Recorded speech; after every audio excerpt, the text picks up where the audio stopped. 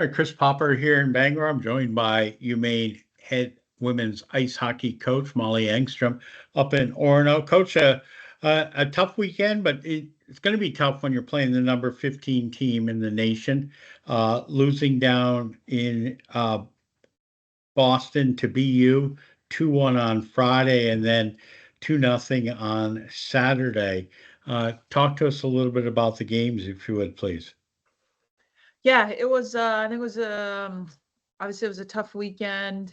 You know, we did not come out of the gates on Friday. Like you said, they're a good team. They're not, they're not the quickest team. You know, they're not the fastest. They're physical, and they're organized. They massively outshot us on the Friday game. Um, but we were able to keep it close. We had our freshman step in the net this weekend for both games. Really solid goaltending from her, from Kia, the Finnish kid. Then I think we responded pretty well on Saturday. We absolutely dominated in the second period. So I think we got a feeling for how we could play, and we can play with these guys. I think on the weekend we had 5 breakaways. So, you know, our PK is good. Our goaltending is good. We've got to figure out how to put the puck in the net.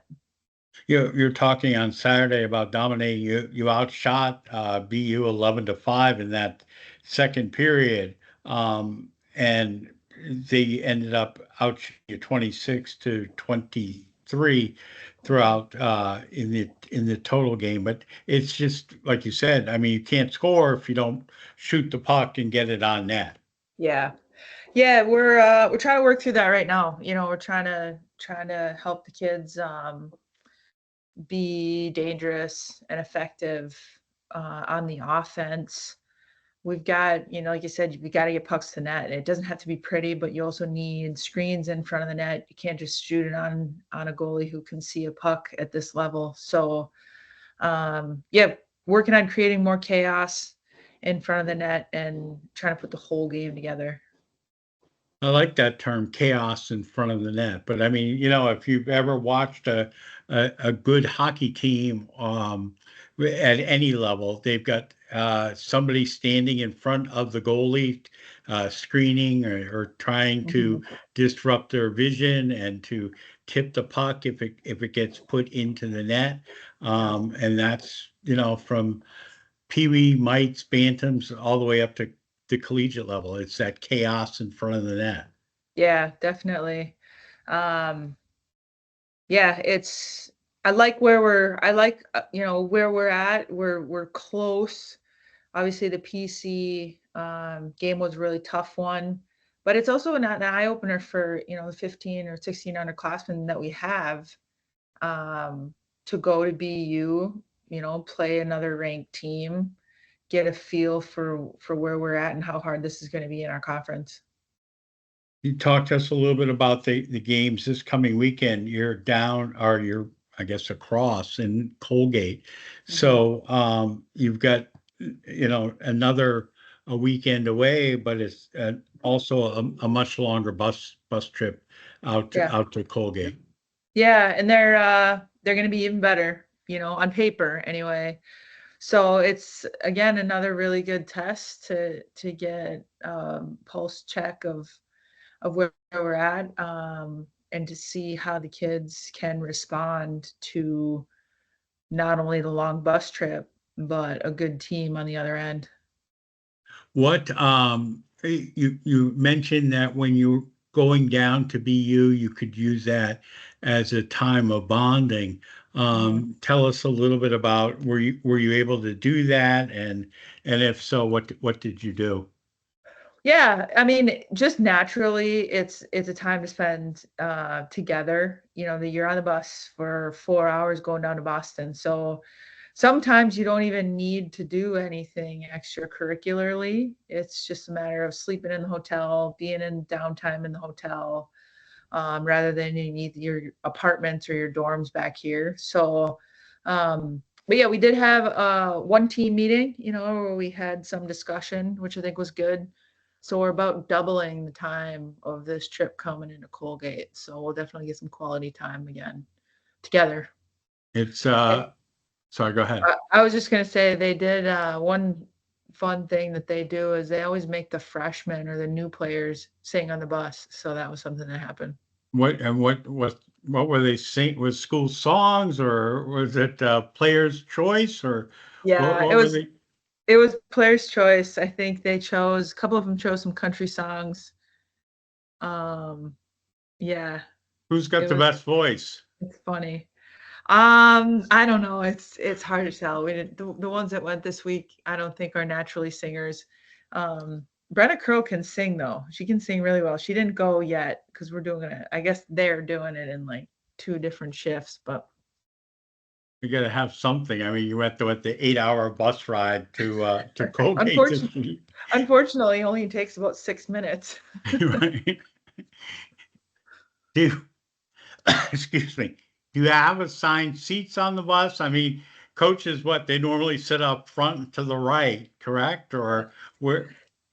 Yeah, I actually don't. I don't. Kirsty sits behind the bus driver. I sit on, the other side, and then the kids, I think they sit and they have their same seats every time, but we don't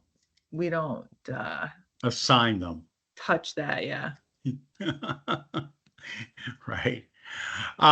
What are you working on in practice this week besides chaos? Yeah.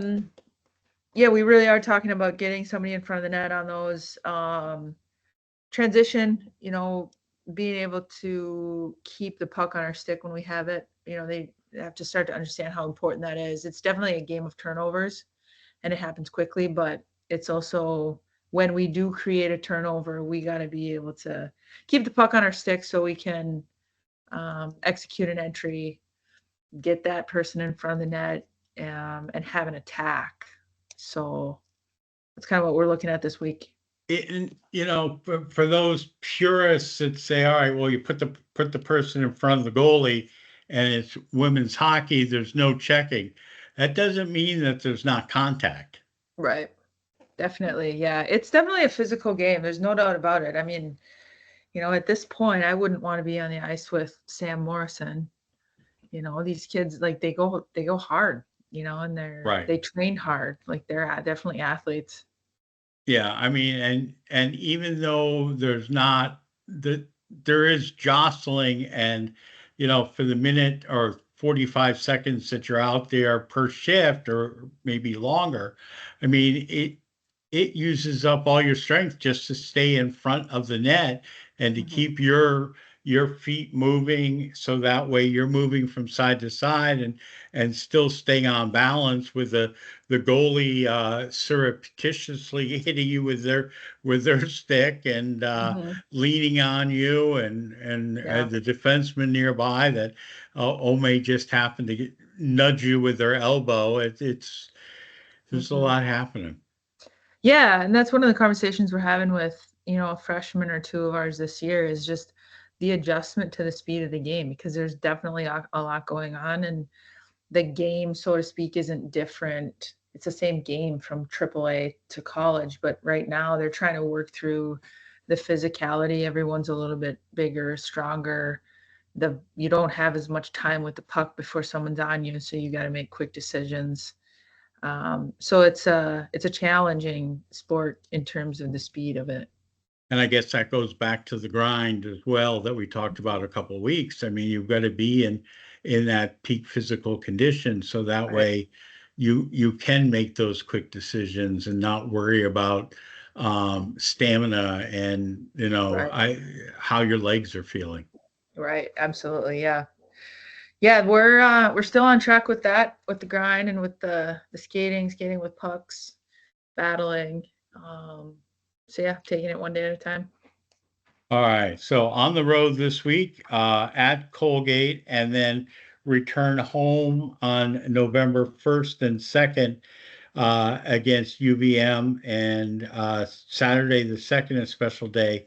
It's Maine Junior Black Bear Day. So both those games, the puck drops at 2 o'clock. And uh, love to see lots of people there. And then, gosh, 2 weeks in a row, you're home. Then the BC Eagles come in, and Yep. you'll be ready for them by then. Yeah. All right, Coach. Have a Yeah. great week. Thank you. Dogs barking in the background. Good time to get off. All right. All Have a right. great Thanks, day. guys. Thanks. Yep. Bye-bye.